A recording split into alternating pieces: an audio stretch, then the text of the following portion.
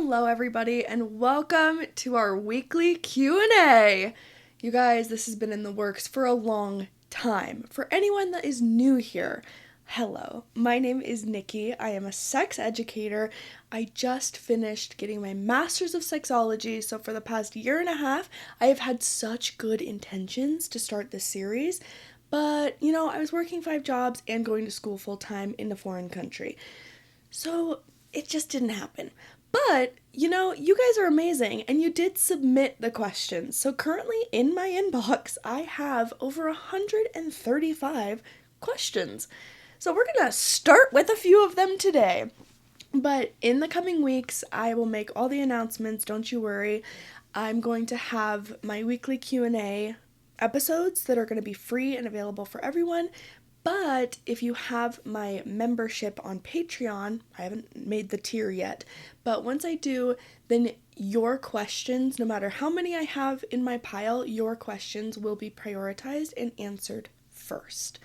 So that's going to be one of the many perks. You'll also get my newsletter that I'm going to send out monthly, and you'll get a video content exclusively for you each month about different products, different things that you should know about arousal, all of the works.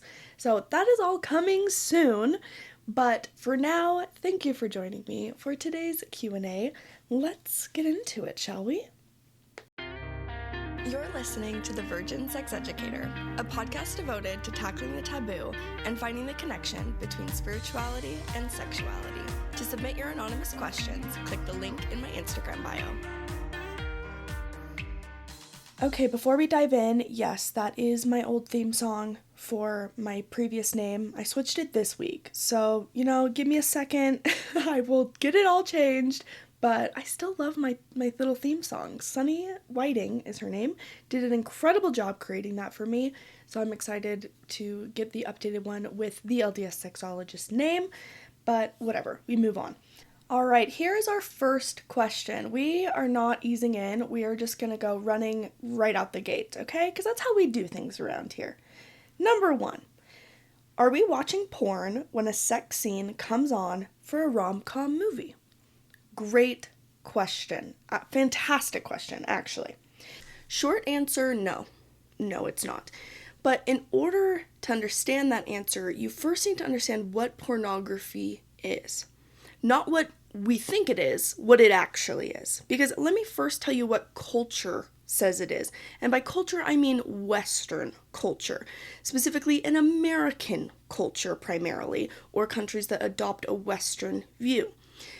Now, in Western culture, the body, just the human body in its naked form, is very sexualized. Specifically, women's bodies are extremely sexualized.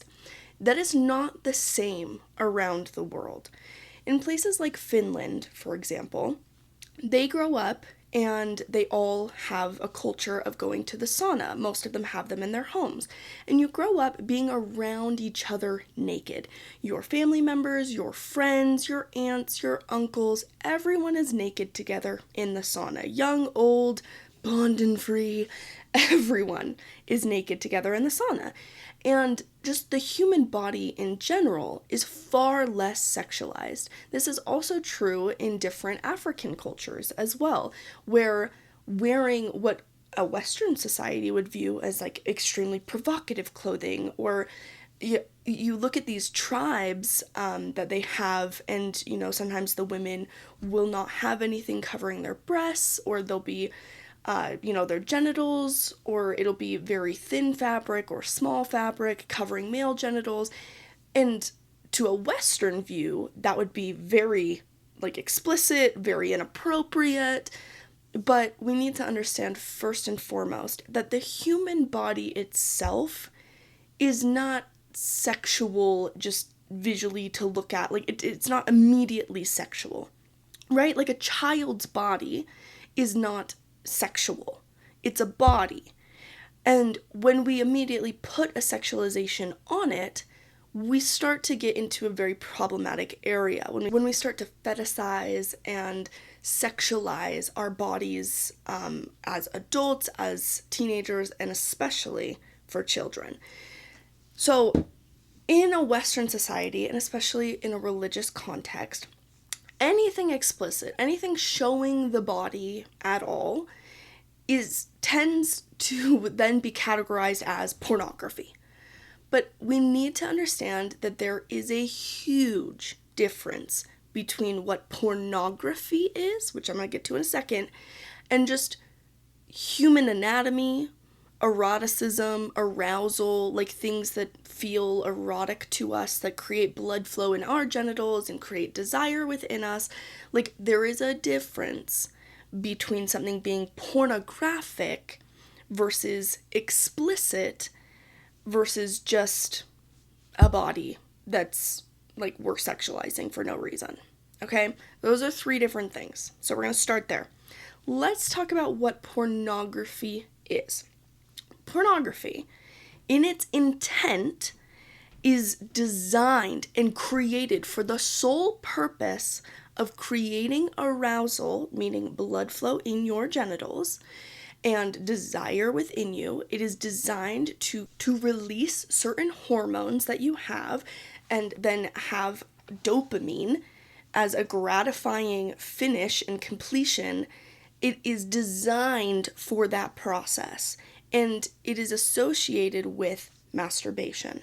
Okay? You're not going to be watching pornography and not have some sort of you as the viewer participation in what you are viewing. That is what it is made for. It is made for your pure consumption and for your own sexual arousal and your own sexual experience. Okay?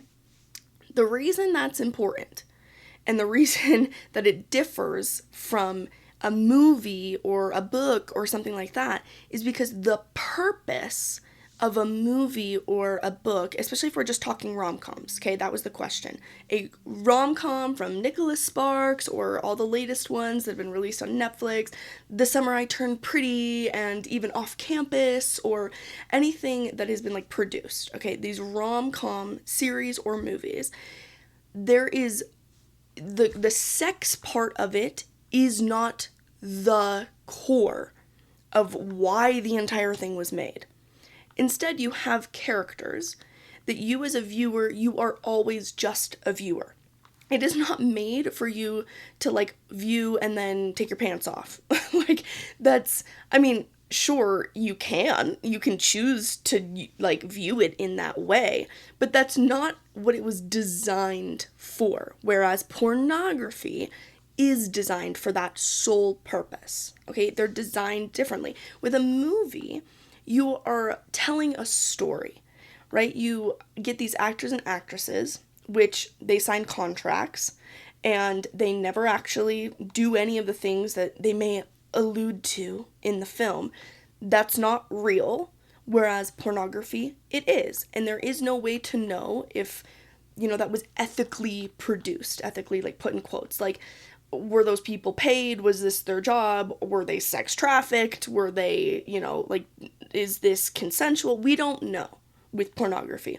Whereas with a movie, there are contracts and there are limits, and this is a job for these people, and like there are certain criteria, there are intimacy coaches that their entire job is to make sure that these actors and actresses like are not actually, touching each other's genitals at work. That's not their actual job. Their job is to embody a character, a story.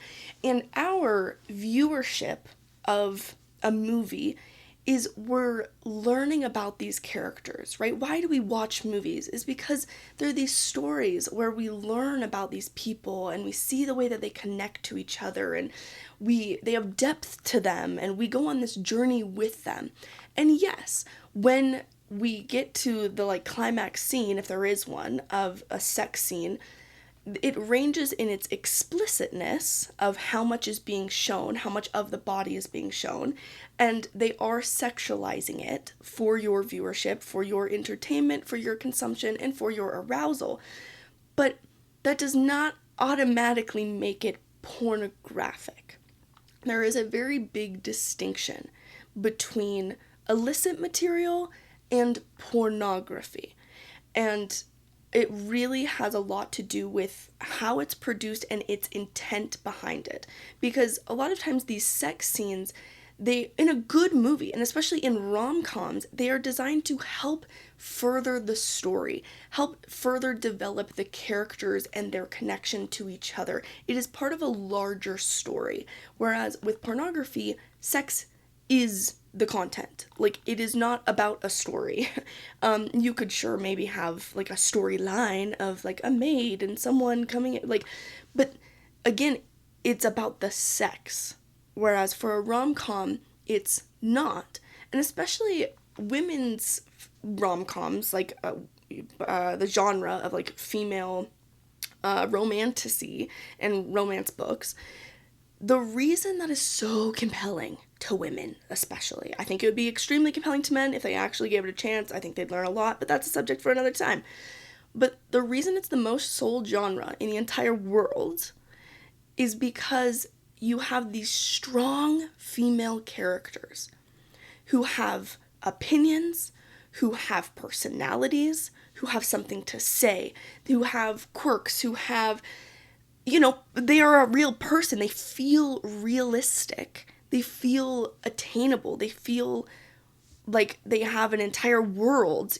Their entire world doesn't just revolve around being some sort of sex object for the main character male.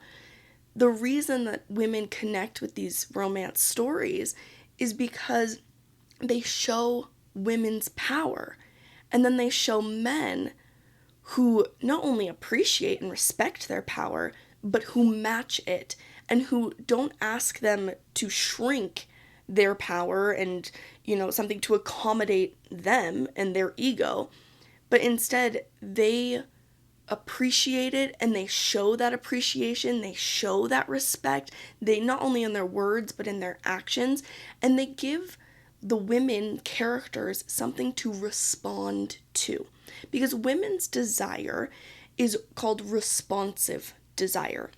Men tend to have what's called spontaneous desire. This is where there is blood flow to the genitals, either from a visual or auditory or some sort of stimuli that is being intaken, and then it sends a signal, hey, this is arousing, and then it will send blood flow to the genitals, and then normally those match up, the desire and the genital arousal at the same time. Or they can also get an erection through no actual stimuli. There is a reflex in the spinal cord that can cause an erection, but once they have the erection, then their brain tends to want to match that and create some sort of stimuli visually or mentally so that they can then have that desire.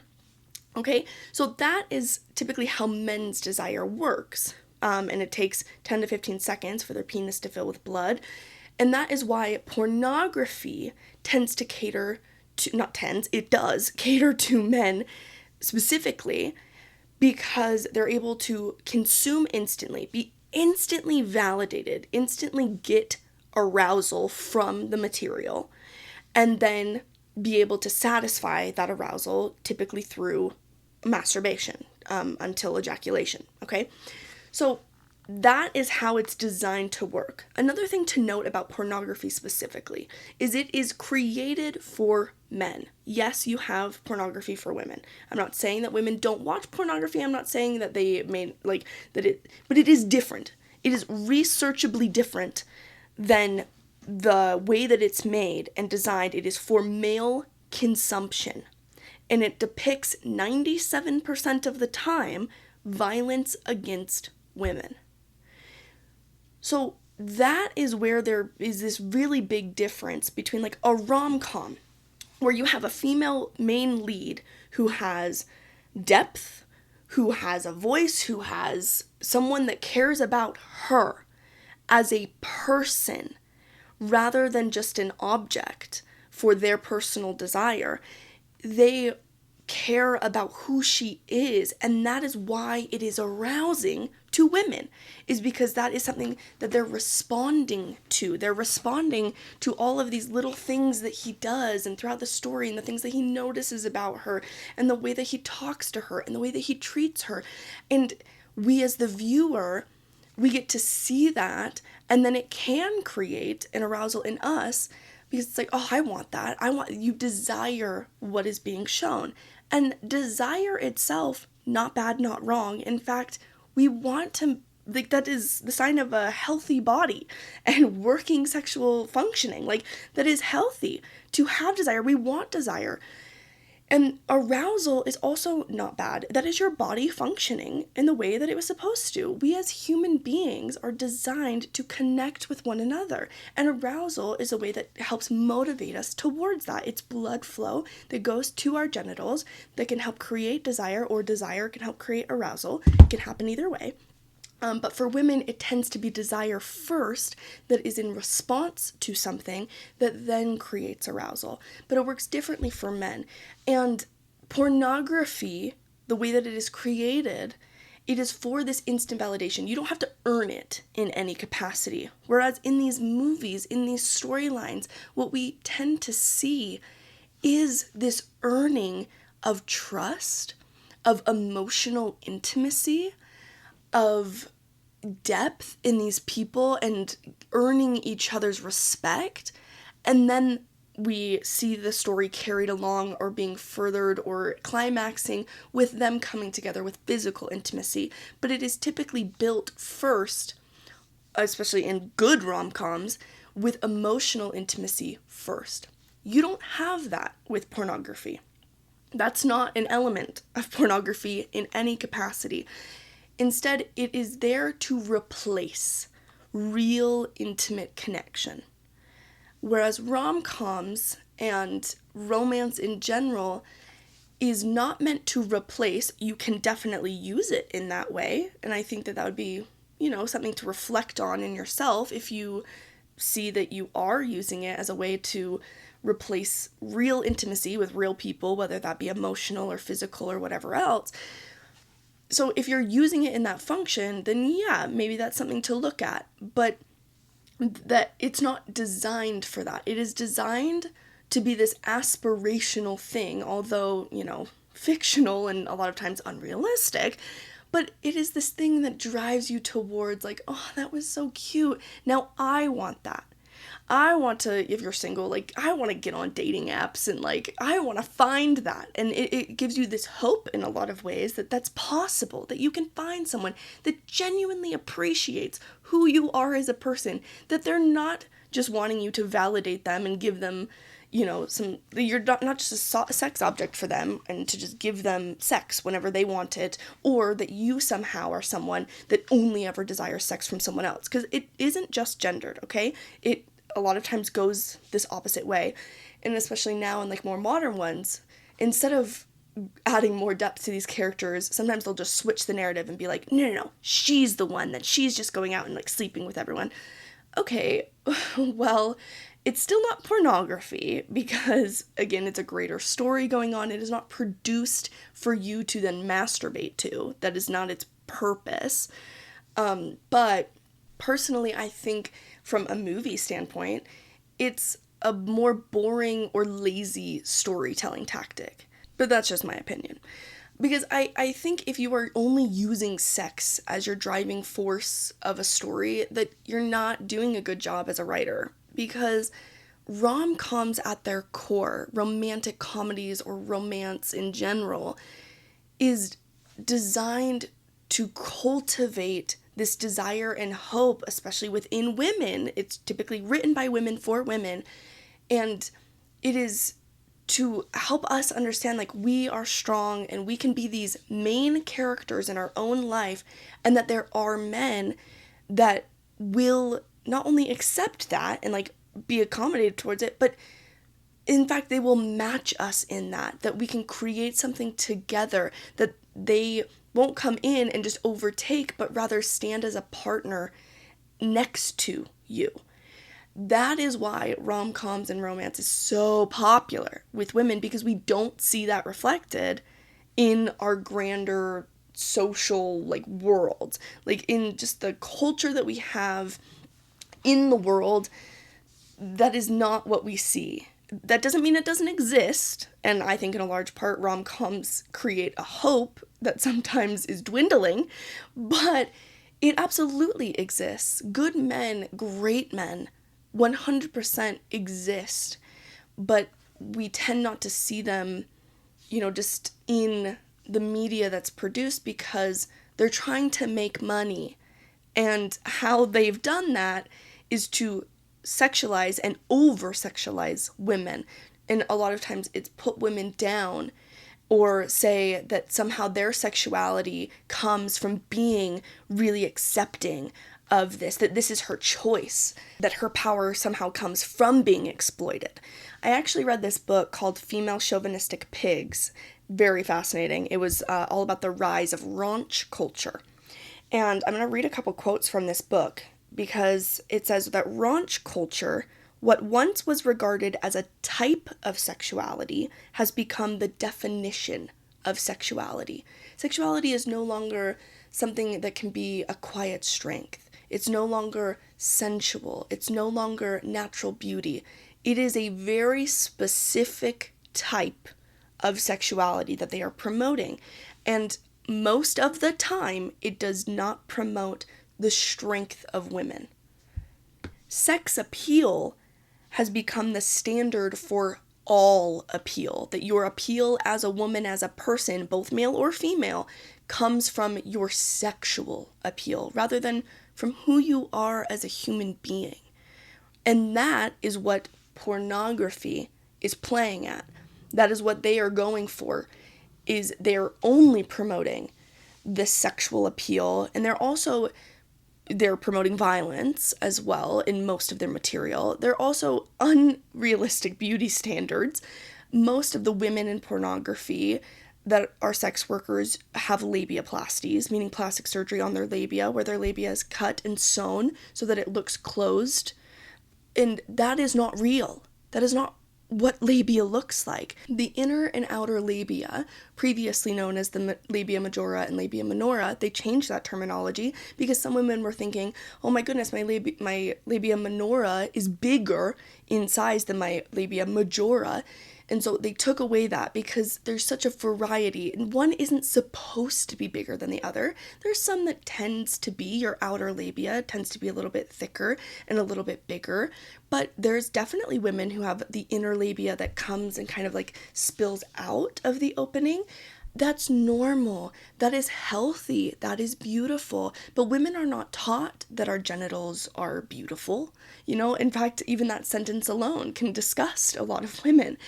But that's because we are taught that our genitals are like innately ugly and terrible until they are fixed, and like unless they are being used for like a man telling us that they are good enough.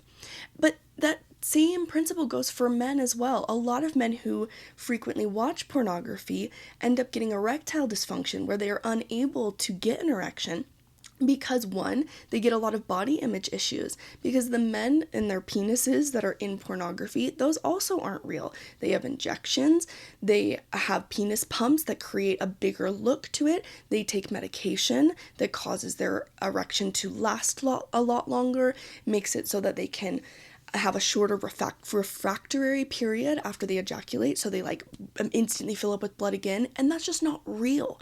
That's not how real bodies work, because sex has meaning, incredible amount of meaning.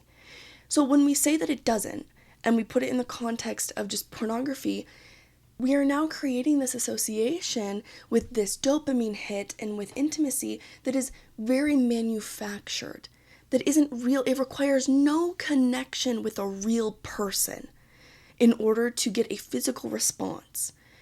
Whereas a story, a movie, anything like that is romantic, that is different because it is promoting connection with another person. There is context and meaning to the sex that they have, if they have it. There is yearning, there are feelings and emotions, and if you are aroused by that, that is not wrong or bad, and you're not consuming pornography. Arousal does not equal pornography. If you're walking around in Italy and you're seeing a bunch of statues of human bodies, you tend not to get aroused because you're seeing it in a context where it's just a human body. If you do happen to get aroused, it's not because all of a sudden that statue is now pornographic. No, it's just maybe you have an association with it, or maybe you're seeing it in a certain way, maybe you're fantasizing about it, but that doesn't make that wrong. That's a bodily response. And sometimes our bodies, they respond in ways that we would prefer them not to, and sometimes they don't respond when we wish they would. And that we can talk about all on another episode. But just because something is explicit material, meaning you are seeing something like breasts or genitalia, whether it's a statue of a human body or it's two people in a sex scene, it doesn't automatically make it pornographic. You need to understand what was the purpose of this being made, and like, who is producing this? What is this trying to get from me as the viewer? Are they trying to tell a story and like have me included in on that story? Or are they making this for me, for my consumption, for me to get instant gratification and for me to come back for more? That is something you need to consider. And you also need to make sure that you're understanding, like, are you putting an extra sexualization on this material that doesn't just exist? So those are all a lot of context, a lot of different things to consider, but in general, no. RomCom is not pornographic. But with that being said, if you feel that what you're watching is not something that you want to be consuming, just because it doesn't fall under the definition of pornography, it doesn't mean, like, I'm not here to just, like, be giving you permission to do something or tell you that something's right or wrong. That is not my job. My job is to educate you on what pornography is in this context and what it's not, and that movies are not pornographic. Like, rom-coms are not pornography. That is the question, and the answer is no. But if for you feel that that type of material is not something you want to be consuming, great. Then amazing, don't consume it. It doesn't make you better than anyone. It doesn't make you worse than anyone. It doesn't mean that you're a prude. It doesn't mean that you're, like some high and mighty, incredible, like, virtuous person. Because now you're adding context that we shouldn't be adding, right? Because now it's about you and your ego, when it should be your decisions that you're making. It should be about having integrity, sexual integrity. What feels honest and true to you, that's not serving your ego, that's not overindulging, but that's also not putting yourself down or hiding away from your sexuality, that is the true embracing of your sexuality, and where you are making a conscious choice of what you want to consume, what you don't want to consume, what feels good to you. And because I speak to religious people, what is going to feed you spiritually. And for some, that may be not consuming anything that has, an R rating. To others, maybe the R rating isn't the criteria and it has more to do with the content itself. Maybe to others, it's if there is no nudity, or maybe to others, it's something else. Like, that is something that you need to be, what Dr. Jennifer Finlayson 5 says, you need to be self-authoring. You need to be able to stand on 2 feet and say, this is the decision I'm making, and be prayerful about that, and have confidence in it, and not making it just because someone told you it's okay or told you not to do it. You can't be doing it because of repression or rebellion. You need to be able to make decisions for you because you're using your agency in the way that it was intended, for it to be a choice, a conscious choice. And the more you understand what things are, what they're not, the more you're able to reflect on, okay, is this something that is appropriate for me and feels good for me and is driving me towards greater connection with more people, driving me towards intimacy with my partner, or a hope and a desire for intimacy with someone if you're single? Is this creating that? Well, ultimately, is that what I want? And is that helping me get there? Then this could be a really positive, great thing. Or is this a very negative thing? Is this causing me great anxiety and guilt? That would be something that I would maybe look at and say, why? Why is this causing me so much distress? And I would recommend talking to someone about that. That probably has a lot to do with some sexual shame, a sexual script that you have. If you can't just look at, a statue of a naked person without feeling some sort of distress, I would talk to someone. If you cannot see a scene come on the TV without feeling extremely panicked, then I would sit with that, because intimacy, sex, sexuality, bodies, these are normal things. And when we have all this anxiety around it, when we hypersexualize it, and when we put all this additional meaning on it, it can cause a lot of distress for us that doesn't allow us to actually think clearly about what is actually going on and what is this actually showing and how do I want to interact with it. And it can really create some incorrect pathways in us, and especially in our nervous system, so that when someone in real life, a spouse, is trying to connect with you, you can have all this unintentional anxiety and panic because you have it in all these other contexts, which we want to be helping get rid of that and lower that, so that you can start to be in something real, something truthful, and you can make conscious decisions around how you're going to interact and how you're going to live in the world. You have to accept that sexuality is not only a part of it, it's a huge part of living life. We are born with it, we will die with it. So you need to start to get comfortable with having it, having sexuality, feeling arousal, feeling desire, and being okay with those things. And sometimes they are unruly. It doesn't make you a bad person. It doesn't, it just is. It is a part of life. And the more that you can accept that, and the more that you can then start to make decisions around how you're going to live life with that existence, and how you're going to really look at your divine worth and have more confidence in yourself and use it to build you up into a stronger person. All right, the very last thing I'm going to say about this is because I just looked at my phone and I saw another incredible quote from the Female Chauvinistic Pigs that I think we're going to, end this whole tangent on. Our culture is more focused on consumption than connection. That is true, and that is what pornography is for. It is for consumption, not connection. And in fact, it is trying to take you away in a lot of aspects from connection with real people, because real people will not just validate you. They're not just there to serve your every woman need. You actually need to be a good person. But pornography doesn't ask that of you. And this last one, it says, hotness doesn't yield approval. A woman who actively seeks approval for her hotness is the set criteria. I'm going to read that again. Hotness, so just being attractive, doesn't yield approval. A woman who actively seeks approval for her hotness is the set criteria. For women, and only for women, hotness requires projecting a kind of eagerness, offering a promise that any attention you receive for your physicality is welcome. You need to prove you are worthy of lust. It is part of being a woman. And now this book was written quite a while ago, but I find that tends to be true. That tends to be how sexuality is taught. And that is the narrative of pornography. And it is the opposite messaging in these rom-coms and in these romance stories.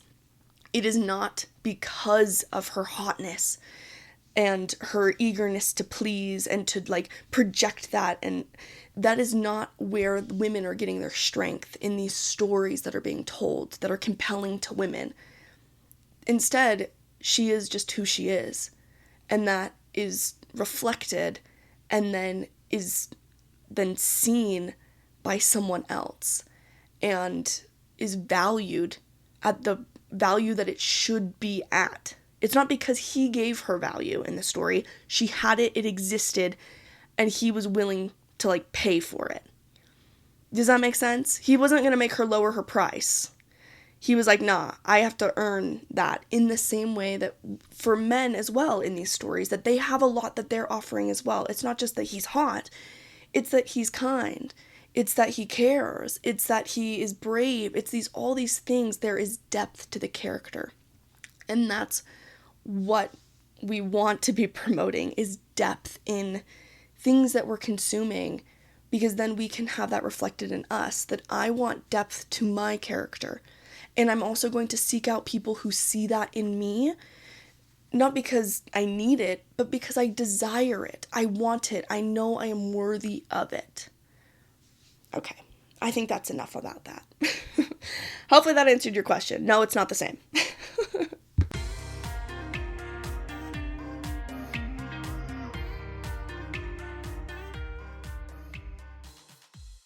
Okay, our second question is, I don't know how to please my husband. I feel like he does all the work and I lie there till he's done. Ooh, a lot to unpack here. So I know that the question itself is asking how to please her husband. But there's a lot more context here that I need in order to actually answer that question, because if the answer that you're looking for is techniques to, a better blowjob or hand job or something like that, or positions for penetration, I can absolutely go down that route.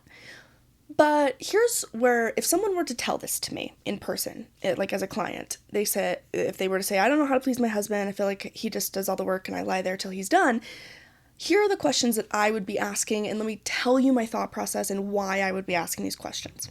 So, starting off, I'd be like, oh, okay, so you're saying that he does all the work and you just lie there. How enjoyable is this experience that you're having? How often are you orgasming?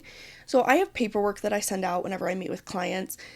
And first they choose their topics. I have my topic selection, and then I send them customized paperwork depending on what they asked for their subjects and topics to be.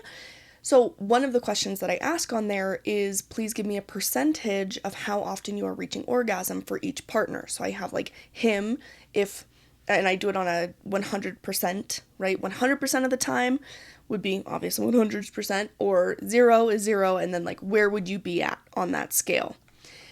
And 99.9% of the time, my paperwork comes back, and it says that for him, 100%, her, anywhere from 0 to 20% of the time she's orgasming, and really reaching that full climax.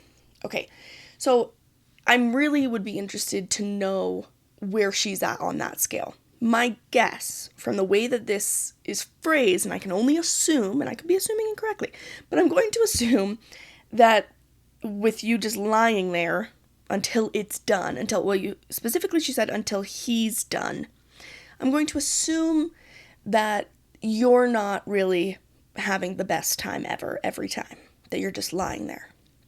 That's my assumption. Now, if that's my assumption that I'm going off of, I'm going to be asking some more questions. And if you're saying that, yeah, no, I never orgasm, well, sex isn't, really for me. Interesting. Tell me why. Really, you'd go, really depth into the why with your therapist. That's not fully my job, but I need a little bit of context to know why you think that and how that would impact the suggestions that I give you. Because really, when I'm looking at a couple, a lot of times I'm looking at the sex that is on offer within you two as a couple. If you are going out to a restaurant, and, in this county, we got a lot of restaurants. I'm here in Utah County. You have a restaurant called J-Dog's, if anybody is familiar. And at J-Dog's, they sell one thing, hot dogs. There are two things on the menu. There's a Polish dog and a beef dog. You can get the bun either grilled or I think it's just regular. I don't know. I don't eat hot dogs. But you have sauce that you can put on it. They have a J-Dog sauce or a barbecue sauce option, I think. They have 1 to 2 more sauce options. Not 100% sure. I should have looked this up before I decided to go with this analogy. But you go in there and there is literally only one thing that they serve. And it is a hot dog. Well, for someone like me, I don't like hot dogs. In fact, I get a stomachache from hot dogs because I have a weird iron allergy, which we can talk about another time on my Life According to Nikki podcast. So I don't eat at J-Dog's because There is nothing on that menu that would please me as a person. In fact, it's only going to give me a stomach ache. I'm not going to enjoy my experience. Maybe I can have a bite or two. Sometimes it looks good, I guess. But I just know I don't like hot dogs. So I'm not going there. But I have friends and family and everybody that loves J-Dogs. Oh my gosh. Okay. So a couple weeks ago, my cousin was visiting. She loves J-Dogs. She doesn't have J-Dogs where she's at. She flew in to come see me, and so I was like, perfect, we'll go to J-Dogs, and then we'll go over to Costa Vida, because there's tons of stuff on the Costa Vida menu that I like. In fact, there's so many things on the Costa Vida menu that I like that I kind of struggle every time I walk in there, because I'm like, oh, what am I gonna get today? There's so many things that I love. Do I really want this? What am I really craving? What do I really want? Do I want, a sweet pork salad? Do I want the sweet pork enchilada? Do I want a shrimp taco? What do I want? There's so many options. The dessert options, oh my gosh, and then you get me an horchata, the best drink ever. They have free refills. I am loving my experience at Costa Vida. Did you just see how passionate I got about that? Guess what I wasn't passionate about? J-Dogs. So if you told me that, no, sorry, we're only going to J-Dogs, I'd be like, oh, well, then I'm not really that hungry. I actually would rather not have a stomach ache, and I would just rather not eat than have what's on offer. If that's the only place that we're going that does not have anything on the menu that I like, then all of a sudden I'm someone that, then everyone puts this on it, right, where they're like, well, women just have low libido. And someone could look at me and be like, oh, she just she hates eating out, and she just, I don't know, doesn't really do dinner. Who doesn't do dinner? What are you talking about? Women's capacity for pleasure is far superior to men biologically, okay? So women just having low libido, that's not real. That's a social construct, okay, everyone? That's because the sex that is on offer is like J-Dogs for me. It's just not what I want. And maybe for you, it's not what you want. Maybe in this case, I did choose hot dogs for a reason, for this analogy, that just the hot dog is not what you want. And guess what, ladies? I'm about to make you feel really good about yourself. Only 18% of women orgasm vaginally. Okay? 18%. So if the only sex that you are having is penetrative, meaning penis in vagina sex, there is no stimulation, there is no bodily touch, erotic zones, things for you to respond to, there's no sexual energy that exists between you as a couple all day, then yeah, it's understandable that you don't want to just constantly be eating at J-Dogs, because there's only one thing on the menu. But if your husband loves J-Dog, that is just his favorite place ever, then yeah, it makes sense that every single night's the best night ever, because he always gets what he wants. But what we need to start creating is we need to create what I explained, where you have a bunch of restaurants, a bunch of different sexual activities available to you. That, okay, we can do that. We can go and, have penetrative sex because that's something that you enjoy. But then we are also going to do something that I like, that I enjoy. In fact, there's going to be so many options that I am oh, I don't even know what to choose. And then the best part is you don't have to choose, because the difference here is, at Costa Vida and stuff, it would look a little weird if me as just one person was ordering 3 meals. But when it comes to sexuality, when we get in this space, you can have it all. You can go to 5 different restaurants in this analogy. You can go to all sorts of different beautiful, fun activities. Now, for a lot of people, they then look at me at this point and they go, okay, well, what would that be? Because sex is penetration. So I don't even know. I don't even know what you're talking about. Well, hi, I'm Nikki. I'm a sex educator. This is literally what I do for work. So book a private appointment with me, because that is what my private appointments are all about. Is one, helping you understand that what the sex is on offer and why that's not working. I'm going to really help you understand how arousal works, the difference between male and female arousal, the blood flow, the timing of it, responsive desire versus spontaneous desire. I'm going to help you to understand that on a way deeper level, so that you're understanding why it's not working for both of you the same. And then we're going to get rid of foreplay. Okay, that one, we're getting rid of that off the bat. Because foreplay is in a lot of ways, it just continues this narrative that it's this checkbox for you to get to the real sex. It's kind of like a warm-up for the real sex. And we don't want to be defining the real sex as penetration, because that is the least likely for women to experience full pleasure. Instead, we want to be thinking of outer course and inner course. Inner course being something, hand, fingers, tongue, an object like a vibrator, a penis, anything that's penetrative, versus outer course, clitoral stimulation, nipple stimulation, all sorts of other activities that we can be doing that is going to create arousal, create desire, and it can create orgasm as well. So for this woman who's asking this, I don't know how to please my husband. Well, how much are you wanting to be there? Because for me, walking into a J-Dog's, again, if I'm told that that's the only thing that we can eat, I don't really want to be there at all. I'm going in disappointed. I'm going in kind of resentful and upset that, like, how come you get to eat something that's going to be really good for you, but, like, I don't get anything that I want, right? If that is the current dynamic between you as a couple, number one, you need to go and see a sex therapist about that, because that's not just going to fix overnight.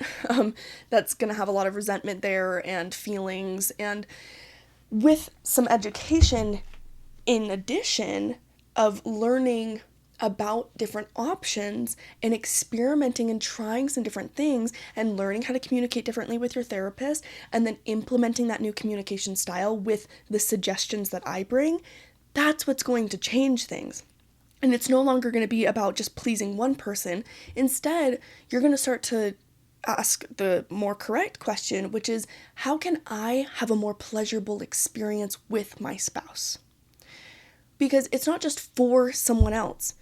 It should be for you, because the more that you can be honestly selfish in this space, that you both need to be coming with a pretty big level of selfish desire. Well, we call it selfish desire, but really it's just a desire and an expectation that your pleasure matters. It matters just as much as your partner's. Just as much as you want to give, you also know and feel this deserving of receiving, and you are accepting of that. Now, oftentimes, especially within an LDS context, women, we are taught that to be a virtuous woman is to give all of yourself. It is to be just completely, you lay down and let everyone kind of walk on top of you, is the unintentional narrative that we are often taught. Now, that's not actual doctrine. The doctrine speaks to our power and our strength as women, but we have often taught it as being just completely submissive, putting your needs last, and that's not real strength. In fact, that is why women tend to feel very resentful, and is because we're not playing to our strengths, and our strengths come from standing up for ourselves and saying, I matter here. And when I matter and what I care about is vocalized and said, and it is respected, and I feel seen, there is more of me to show up for you. That's the great part, is that when our cup is filled and it is overflowing, that is when we can then have all of the overflowing go outwards and to more people. But we can't be giving from an empty cup, right? But somehow we've painted that as virtuous, as like that's what a noble woman is. And that's why a lot of women then have issues when it comes to intimacy, of they feel this like selfishness of like, no, I'm just here, like, just, if I have a good time, like, that's great, but it's not about me. Yes, it is. Yes, it is. And if you don't think so, you need to talk to someone about that, and you need to help get to a place where you believe to your core it is about you. Because the more that we center intimacy, physical intimacy between men and women around women's desire and women's arousal, not only a better time she's gonna have because we're finally focusing on her, but the cherry on top is the men will actually have a significantly better time because of how their arousal works and the type of stimuli that they get from seeing women reach full pleasure and being fully present and there and desiring them, which we're going to talk about that in more depth in other episodes. But this person who asked this question, if you're just lying there, is it because you are just kind of like, well, I'm just here to be here and this is my wifely duty? Or is it just because you don't know of any other options? Is it because you're scared to experiment? Are you unable to communicate your needs with your partner? Is there something about you feel bad about yourself? You feel like you're not beautiful, or you're not sexy, or you're not these, you feel this not enoughness, and that's what's really getting in your way? Those are the kind of things that I'd be interested in, and a lot of those will be best tackled by a therapist talking through those. But where I can definitely come in and help is technique, is things not only that can please him, if that's really what your question is, but also different positions and ways to think about desire and arousal, and we can work up an entire plan for you of different fantasies, different things to try, different things to say to each other. Like, I mean, I have done it all, from like, say this, to text this, to here's just an idea of something to do. Here's different, products or things that you can implement if you want. There are lots and lots and lots of things that you can do, in the same way that there is a million places for you to go and eat, different genres of food, right? There are different genres of sexuality. And then in each genre, they have their own menus. They have their things that they are just amazing at. They have things that you can enjoy. And then sometimes there's things that just not for you. And that's okay. And sometimes you go to J-Dogs because that's your spouse's favorite place to go. But then you also go to your favorite place, because this is about both of you experiencing pleasure, not just orgasm, but pleasure, by increasing that erotic energy between the two of you, increasing that intimacy, that deep friendship that you have that is expressed through physicality. That is what I would be helping you with, and I feel like I need more context in order to fully answer this question. And with that, it's already been like an hour. So instead of spending another 30 minutes on another question, maybe I'm going to figure out how to do shorter answers, but don't count on that, Do not count on it. You know what? Actually, I will answer one more. Can Mormons use sex toys before marriage? Ooh, you know what? We're going to tease it, actually. I don't have enough time. I have to go to work at a sex store right now where I'm going to sell toys, and we'll have that be the starting question of the next Q&A. Can Mormons use sex toys before marriage? So stay tuned, and I hope you enjoyed today's episode. And please submit your anonymous questions. The link in my bio has all of the things that you need. It's the very first prompt on my links page, and then if you swipe over to shop, you can see a lot of product suggestions. I will catch you guys next week. See ya!